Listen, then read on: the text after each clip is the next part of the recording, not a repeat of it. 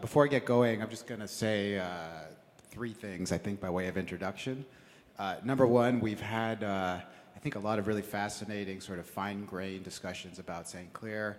I'm not really going to be doing that. Sociologists have a tendency to think in a sort of systemic and comparative and kind of holistic way. And though I don't fully identify with that approach, nor as a sociologist, I'm going to kind of do it because it might be a nice counterpoint. Second, I do have this PowerPoint going over here, but I subscribe to the motto of the great Lord Acton, which is that power corrupts and PowerPoint corrupts absolutely. So things are going to be kind of running in parallel here, but feel free to look at it or not as you wish. Third, just as you were talking, I was reminded of a quote about Toronto that I like, or I find interesting at least, which is from Ernest Hemingway from the time when he wrote a column for The Star. He went back and forth between Paris and Toronto. And he was quoted as saying one time, "Oh, how I hate to leave Paris, city of lights, for Toronto, city of churches," right? And so, in a way, my presentation is going to be about how much things have changed since then. So I'm going to be focusing on changes related to the arts and culture, and in particular, how these changes have a strong spatial component. They're not happening everywhere at anywhere near the same rate, and that means that more and more, it will be impossible to think about the ecology of social life without taking into consideration the differential opportunities for expressive culture that various communities have to offer. This question about not just whether, but also how a community can meet the expressive needs of its members, and I'd say not just meet their needs, but cultivate their expressive potential and channel that potential to the public good, that has been, as many of you may know, a major topic of controversy in this neighborhood. And the building we are currently standing in is a living example to one particular kind of answer to that question, which, in ways I'll discuss a bit later, has much to teach us about the types of organizations that may become more centrally important as expressive culture, in a way, worms its way into more and more aspects of life. To make any sense of that, though, as I said, this sort of sociological way of thinking, I'm going to try to step back and zoom away so we can situate the here and now in reference to the past, future, and elsewhere. To do that, I'm going to be drawing on two sort of classical sociological perspectives, which I think are quite useful. Some people think are antiquated, but those people are wrong. And I'm referring to the ideas of Talcott Parsons and the Chicago School of Sociology. Parsons had what I find to be some very interesting ideas about modernization occurring through waves of revolutions. And the Chicago School of Sociology had some really good ideas about the crucial importance of variations in space and place in shaping people's experiences and life chances. So that's a lot, but hopefully we can get through it together. So first, Parsons. Parsons, he was a global giant of sociology in the mid-20th century, probably the leading social thinker in the world in that period. In his later work, mostly from the mid-60s through the 70s, he developed a rather, in my view, profound theory of modernity. It's rich and complex, but we don't need to think about it in its full glory right now. His multidimensional idea of the wave-like revolutionary aspects of social change is what I want to focus on. Briefly, the idea is that a revolution occurs when some basic human capacity is reorganized at a higher and more effective level. Thus, the Industrial Revolution, which is not over, involves reorganizing the way we extract and distribute the energies of nature so that we can produce more goods and services with less effort. Manufacturing was a major component of this change, and it saw huge declines in the number of people needed for food production, even as food output steadily increased. There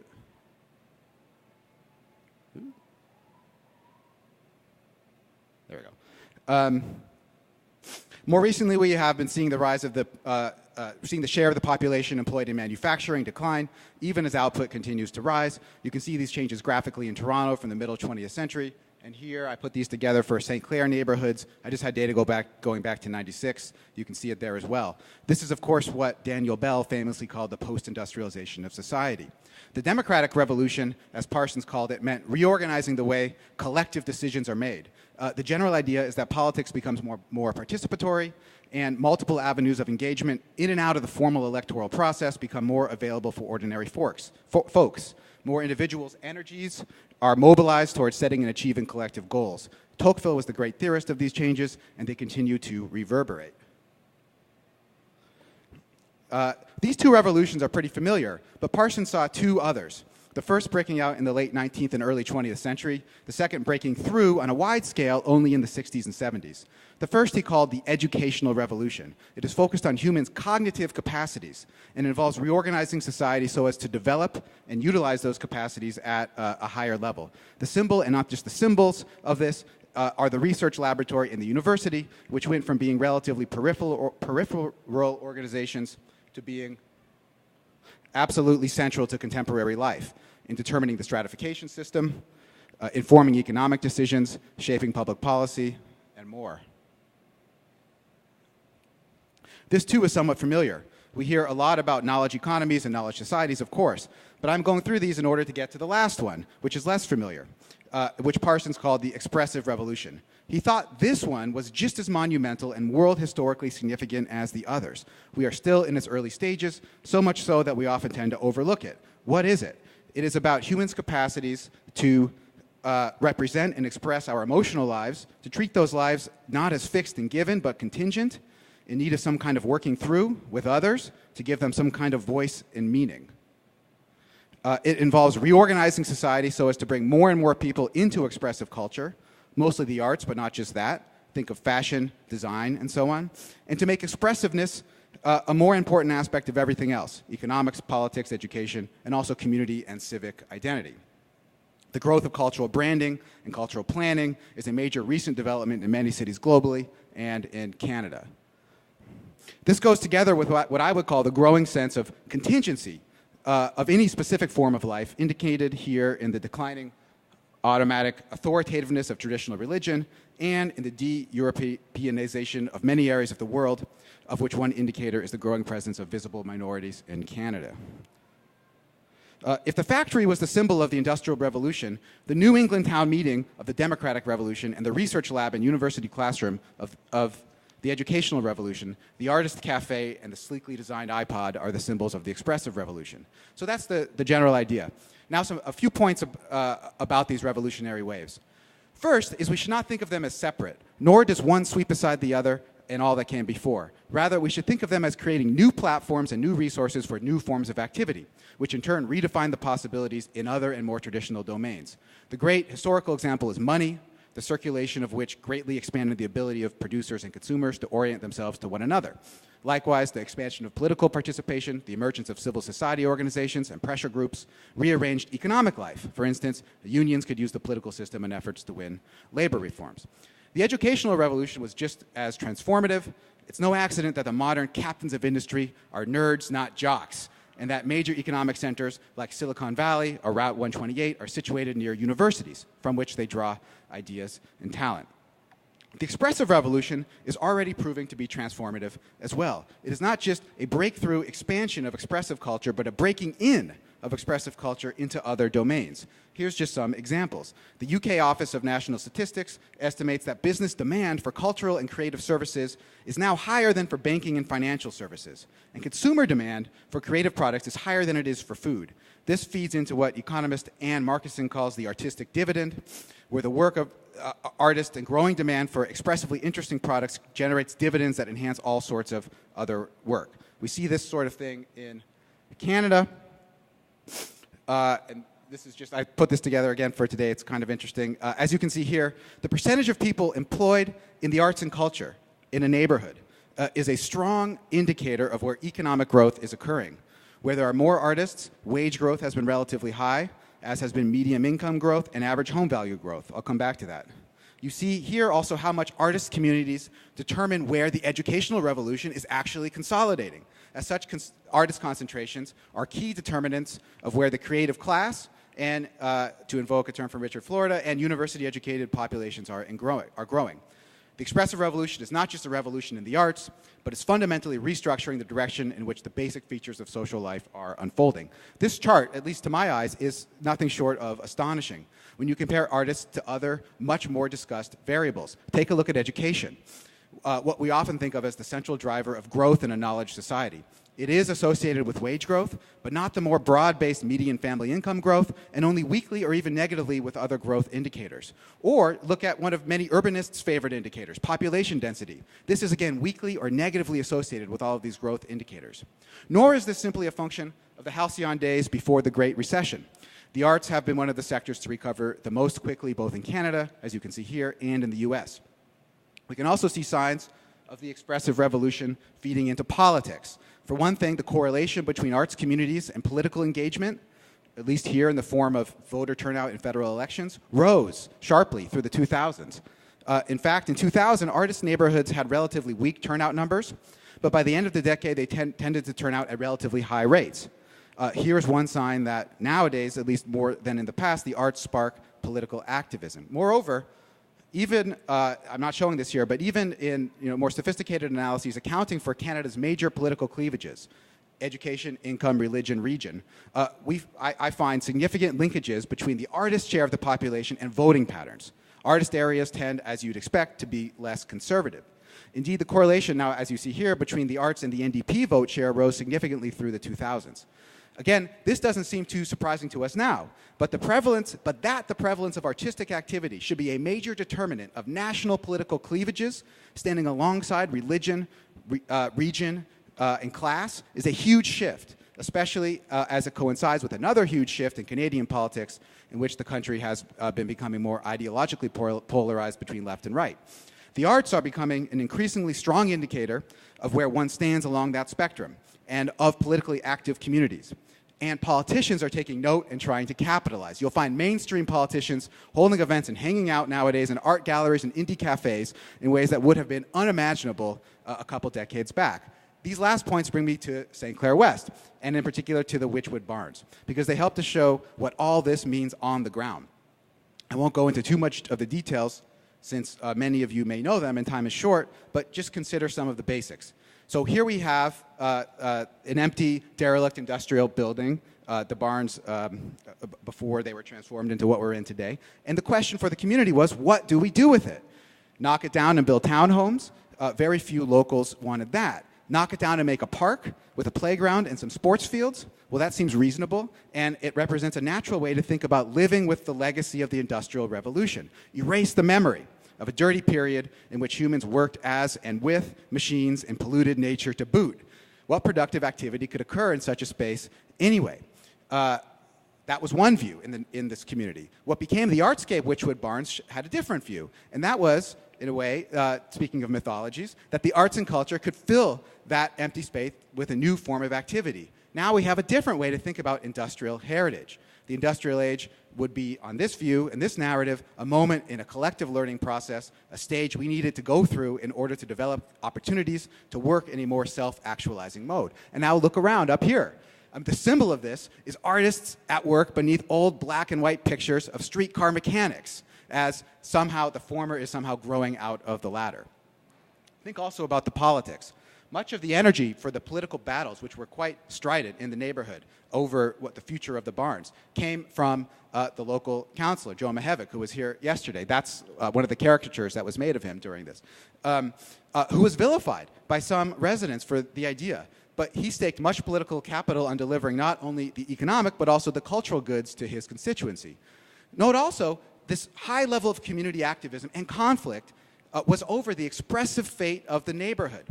These are, in many ways, our new community politics. Note also how the controversy turned in many ways on the question of whether the arts and the artists were dangerous and deviant or upstanding contributors to the community. That's what, in a way, turned the narrative of the politics around the Wychwood Barns in a certain direction. One key piece of political support for the Artscape version of the Barns came in the form, actually, of letters from all of the principals of the nearby schools, demonstrating that what would happen here would be something that they would be interested in. And much of the activity that goes on here now, is in classes of some form or another. Here we see the expressive revolution feeding into education, but fostering a new type of education that goes beyond the 3 R's, beyond cognition and to expression, and takes place outside the formal schooling system. We can think of the Wychwood Barns as a kind of crucible in which this expressive revolution is acquiring concrete organizational form. Organizational capacity is a key factor here, which we could talk more about in discussion. It's an independent generator of expressive products and culture, produced here by the artists who live and work here, a vehicle for cultivating local residents' expressive potential through the classes, and a transformer that takes expressivity and turns it into economic value, political influence, and educational skills. Witness the city councilor coming to hang out at the farmer's market, not only at the church picnic as in the past. Let me now return to the metaphor of revolution to get to my last set of points. You can't have revolutions without revolutionaries.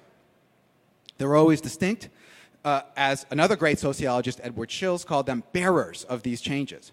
Actual people pushing for them and others pushing against them. You have counter-revolutionaries and intra-revolutionary controversies.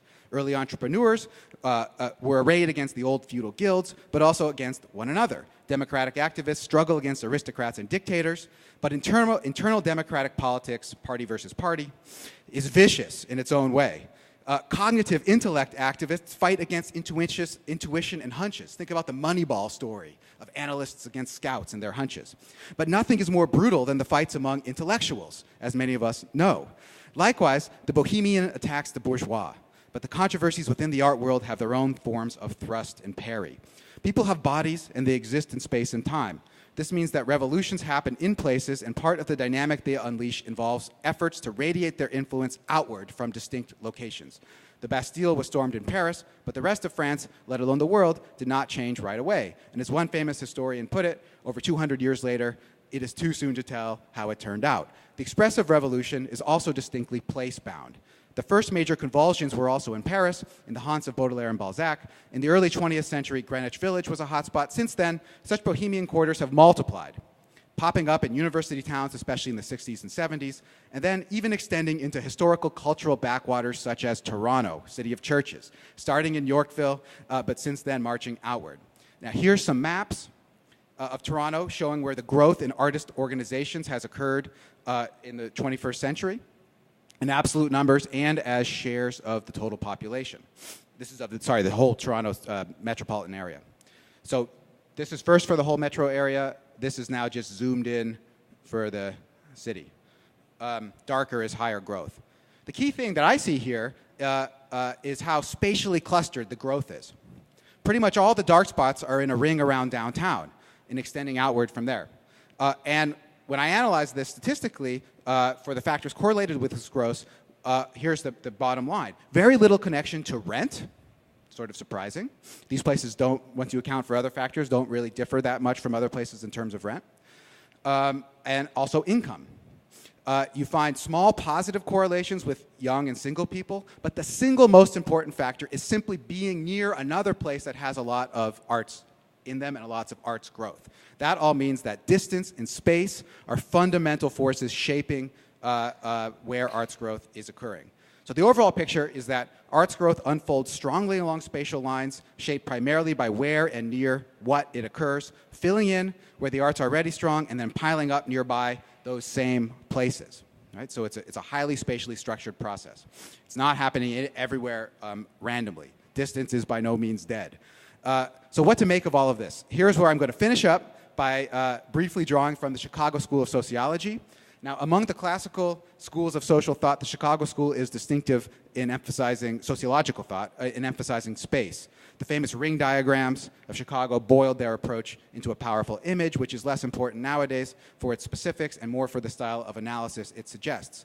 One key idea is that space itself is a valuable good, so that proximity to important places is a key asset, and people array themselves spatially according to their resources. Resources are of many types, however. Money is an important one, but there's also political power, clout, culture, like shared ethnic background, among others, all of which can be used to secure prime location. The result is that neighborhoods acquire distinct and enduring characters, which differ sharply within the same city. We saw that just now in the case of arts growth. And this leads to the other horn of the Chicago School approach, which is about the social consequences of space. The experience and life chances of demographically similar individuals are very different depending on their neighborhood contexts. Being poor, surrounded by poverty, crime, cynicism, and disease is not the same thing as being poor, surrounded by affluence, safety, opportunity, mutual support, and health. This is the origin of the neighborhood effects tradition in social science. It has mostly focused on issues like concentrated disadvantage, health, race, and poverty. sometimes most notably, most recently, in Harvard sociologist Robert Sampson's very important book, The Great American City, which also extended to the moral and social support neighbors provide to one another. Less studied, however, in the neighborhood effects tradition has been the artistic and expressive character of neighborhoods, even though these too were important to the early Chicago School theorists. Those maps I just showed strongly indicate, however, that the arts and arts growth, too, are strongly clustered in space, with some places showing striking growth and others having much, much less, even negative growth. These differences matter, as we already saw, but they also bear out the Chicago School notion of context. For instance, being an artist isn't the same everywhere. It is different to be an artist surrounded by arts activity than a lone artist working in isolation. Indeed, just trust me, that's what these charts mean. We consistently find that the impact of artists on an array of outcomes is significantly higher when those artists are surrounded by a host of arts and media organizations as well as restaurants and cafes. Here is quantitative evidence of what Brian Eno, the musician, called scenius, the idea that creative success is not only the result of individual talent, but that certain scenes draw out more from the most gifted and spur more middling talents to surpass their own expectations. What this means is that a major factor in neighborhood difference is the differential opportunities they make available to access expressive culture. A life immersed in such culture is open to different possibilities than one in which such opportunities are rare or alien or distant. Space matters, and space matters for culture in particular. The consequences of this are profound, too much to go into now. They're not only expressive and economic, but also political. We could talk through them, some of them in discussion, but I'll stop right there for now. Thanks.